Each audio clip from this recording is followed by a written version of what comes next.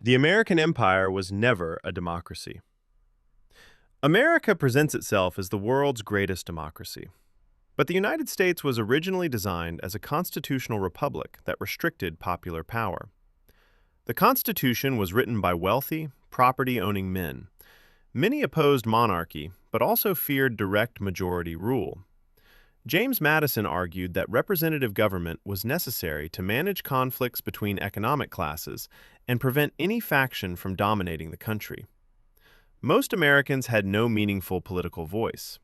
Enslaved people, women, indigenous peoples, and many men without property were excluded. Thomas Jefferson declared that all men were created equal while enslaving hundreds of people.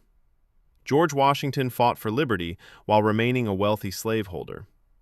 American freedom and American slavery were built together. The Three-Fifths Compromise increased the political power of slaveholding states without giving enslaved people any rights. After slavery was abolished, the 13th Amendment still permitted involuntary servitude as punishment for a crime. Southern governments exploited that exception through discriminatory arrests, convict leasing, and forced prison labor. Voting rights eventually expanded, but political power remained unequal. Gerrymandering allows politicians to manipulate electoral boundaries. Felony disenfranchisement laws exclude former prisoners. Voter identification requirements and polling place closures can disproportionately affect poorer communities.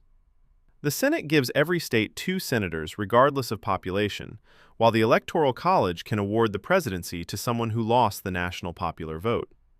Economic inequality creates another barrier. During the Gilded Age, industrial magnates accumulated enormous wealth, while workers faced dangerous conditions and violent strikebreaking.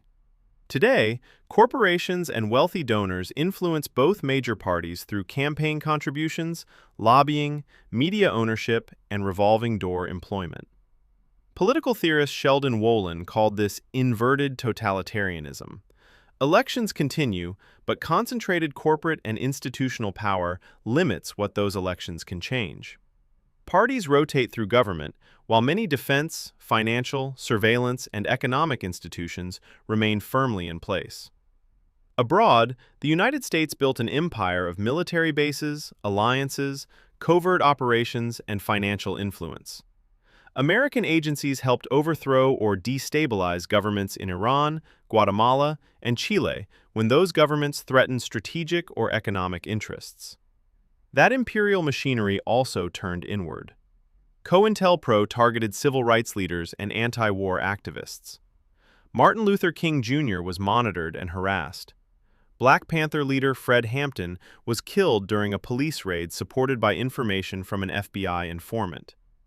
Edward Snowden later revealed the extraordinary reach of American mass surveillance. America is not simply a democracy or a dictatorship. It is a contested political system containing real elections and civil liberties, but also institutions designed to restrict, redirect, and manage popular power. The real question is not whether Americans can vote. It is how much power ordinary people possess after the election is over. The American Empire was never a democracy, by the Independent Observer.